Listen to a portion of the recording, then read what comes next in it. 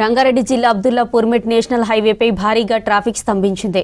Ramoji film సిటీలో AR Rahman event ఉండడంతో సిటీలోని వివిధ ప్రాంతాల నుంచి భారీగా తరలివచ్చారు అభిమానులు.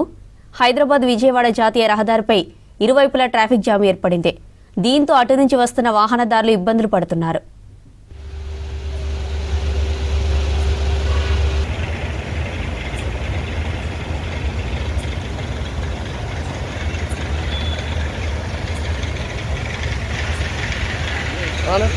ఈవెంట్ నడుస్తుందా?